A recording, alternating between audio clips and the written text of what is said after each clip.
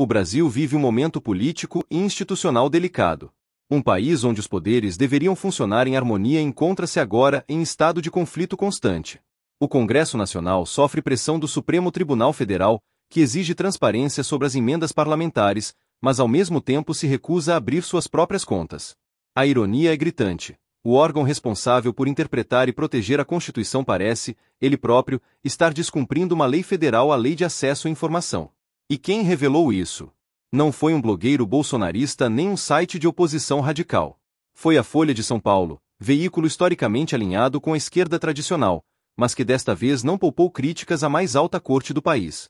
Nos últimos anos, o STF tem sido protagonista de diversas operações moralizadoras no Congresso. Ministros como Luiz Roberto Barroso e Alexandre de Moraes têm insistido na ideia de que as emendas parlamentares precisam ser totalmente transparentes. A justificativa é nobre: o dinheiro público pertence ao povo, e todos devem saber como ele é usado. Até aí, tudo bem. Mas surge a pergunta inevitável: e o STF?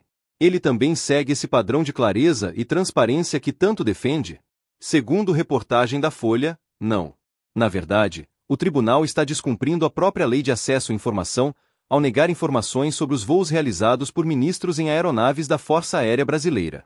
E não são voos pequenos ou ocasionais, estamos falando de 154 voos entre janeiro de 2023 e fevereiro de 2025, sendo 70% desses deslocamentos utilizados por um único ministro.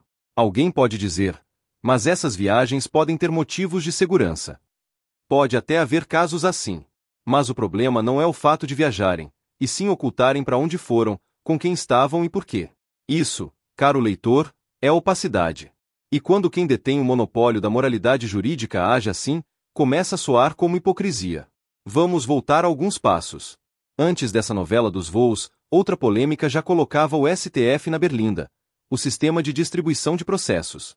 Desde 2021, a UOL vinha tentando acessar o chamado código-fonte do sistema de distribuição de processos no STF. O objetivo era simples: verificar se a distribuição dos inquéritos e ações judiciais realmente ocorria de forma aleatória, ou se havia um favorecimento velado de certos ministros em casos específicos. O pedido não era novo. Era baseado na Lei de Acesso à Informação, lei federal que garante aos cidadãos brasileiros o direito à prestação de contas por parte das instituições públicas. No entanto, o STF barrou a solicitação. Primeiro, Barroso autorizou a auditoria. Depois, voltou atrás. E a resposta oficial nunca chegou. Após 4 longos anos, o tribunal finalmente aceitou liberar acesso ao código, mas depois mudou de ideia. Algo nele parecia não resistir à luz do dia. E isso gerou dúvidas. Teria algo errado dentro do mecanismo que define quem julgará cada caso? Se há suspeitas de que certos ministros recebem mais inquéritos contra adversários políticos, a única maneira de dissipar essas sombras seria apresentar o processo com transparência. Em vez disso, o STF escolheu o caminho oposto: silêncio, burocracia e recuo estratégico. Voltemos ao escândalo atual: os voos da FAB usados por ministros do STF, sem registro público claro de passageiros, destinos e motivações reais. Os números são impressionantes: 154 voos em pouco mais de 2 anos, 70% desses voos com apenas um ocupante. O ministro milhões, talvez centenas de milhões, gastos com deslocamentos frequentes, incluindo viagens internacionais e outros trajetos questionáveis. Imagine você, cidadão comum, pagando impostos todos os meses, sabendo que seu dinheiro financia iates de políticos ou festivais de luxo. Agora substitua o iate pelo jatinho da FAB. A sensação é a mesma indignação diante do desperdício e da falta de responsabilidade fiscal. O Ministério da Justiça, inclusive, afirma que deixou de intermediar essas viagens desde abril de 2024. Ou seja, o STF passou a fazer essas solicitações diretamente, sem passar pelos canais oficiais de controle. E ninguém sabe exatamente como essas decisões são tomadas. Nem quantos assessores acompanham esses voos. Nem quanto custaram. A Folha de São Paulo fez 2 pedidos formais ao STF, baseados na Lei de Acesso à Informação. Primeiro pedido, feito em 14 de fevereiro, solicitava os trajetos e a lista de passageiros dos voos da FAB usados pelos ministros. Segundo pedido, feito em 19 de março, perguntava qual grau de sigilo, reservado, secreto ou ultra-secreto, estava sendo aplicado a essas informações e por quanto tempo elas permaneceriam ocultas. Até hoje, nenhuma resposta foi dada dentro do prazo legal estipulado pela lei que determina que órgãos públicos respondam em até 5 dias úteis.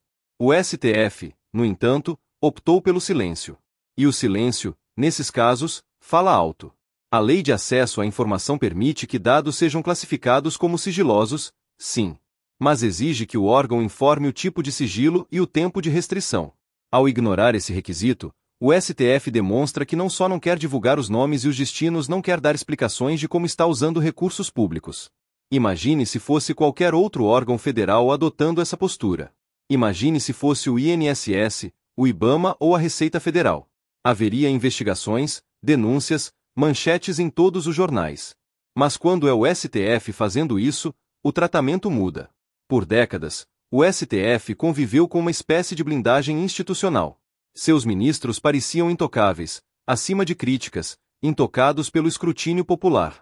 Mas nos últimos anos, desde o início do inquérito das fake news e outras ações controversas envolvendo figuras ligadas a Jair Bolsonaro, essa imagem começou a ruir. Agora, com a Folha, uma das maiores vozes da imprensa tradicional no Brasil, levantando suspeitas sobre o comportamento do STF, a lógica muda. Deixa de ser só a oposição apontando erros. Passa a ser parte da elite informativa nacional exigindo respostas. Isso assusta o tribunal. Porque mostra que o cerco está se fechando. As pessoas estão começando a entender que essa história de poder moderador está longe de ser inócua. Ela tem custos reais, concretos, e afeta o orçamento do Estado e o espaço democrático do país. O que torna essa situação ainda mais frustrante é a postura do STF em relação ao Congresso. Enquanto insiste em suspender emendas parlamentares sob acusações de corrupção ou abuso de poder, o tribunal se recusa a prestar contas de seu próprio uso dos recursos públicos. E isso não é apenas um erro estratégico. É uma violação flagrante da lógica democrática. Transparência tem que ser universal. Se for só para uns, é instrumento de perseguição, não de justiça. E não se trata de uma violação nova. Há muito tempo analistas questionam se o STF não virou uma instituição paralela, com regras próprias, distantes da realidade vivida pelos brasileiros. Afinal, como cobrar ética dos outros se você mesmo pratica uma política de faça o que eu digo, não faça o que eu faço? É nesse ponto que a narrativa do STF começa a perder consistência. Ele se coloca como o guardião da ordem constitucional, mas atua como se tivesse imunidade. Ele critica a má gestão do Executivo, mas não abre contas do Judiciário. Ele cobra transparência do Legislativo, mas nega sua própria. Essa contradição gera um sentimento de desconfiança profunda. Se antes muitos olhavam para o STF como uma instância neutra e necessária, agora cresce a impressão de que ele age menos como juiz e mais como jogador. A Folha, em sua reportagem, trouxe à tona algo que muitos já imaginavam. O STF tem agido com duplos padrões. E quando uma instituição tão importante começa a ser vista dessa forma, o jogo muda. Um Estado democrático só sobrevive com transparência. O poder precisa ser conhecido, cobrado e auditado.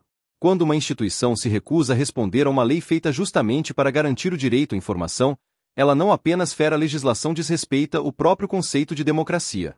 Ou seja, não estamos falando de uma crítica partidária ou de alguém com agenda política. Estamos falando de uma violação explícita a uma lei que existe desde 2011 e que serve justamente para impedir que governantes se escondam atrás de cortinas de fumaça.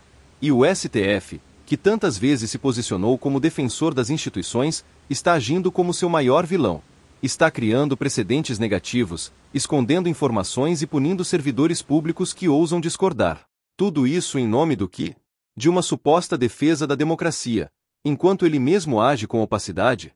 A resposta institucional a isso não pode ficar só nas mãos da imprensa ou da oposição. A Controladoria Geral da União, o Tribunal de Contas da União, TCU, e até o Congresso Nacional precisam se posicionar. Não com retórica, mas com ações. Não basta o TCU fiscalizar administrativamente.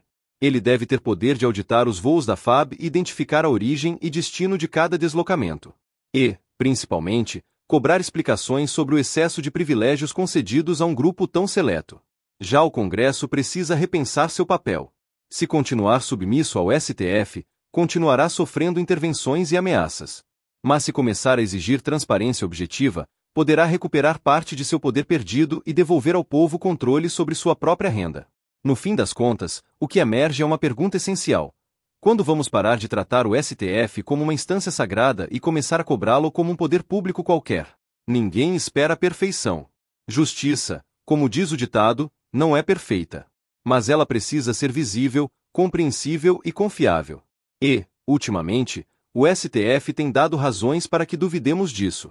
A Folha, ao questionar o que poucos ousam tocar, fez algo raro: expôs a desconexão entre o discurso e a prática da nossa mais alta corte. E agora é hora de o país inteiro decidir se vai seguir tolerando isso, ou se vai exigir mudança. Este não é apenas mais um vídeo sobre mais uma denúncia. É um retrato do que está acontecendo com o Brasil. Estamos assistindo os pilares do Estado Democrático de Direito serem balançados por dentro. O STF, que se autoproclama salvador da pátria, pode estar cavando sua própria queda não por causa de um impeachment ou uma revolução, mas por perder credibilidade junto ao povo e à mídia, como já aconteceu. E quando o templo da justiça se fecha, o povo se pergunta: quem protege os juízes, se eles não se protegem da ganância? A resposta, infelizmente, não veio do STF. Veio da Folha. E possivelmente veio tarde demais.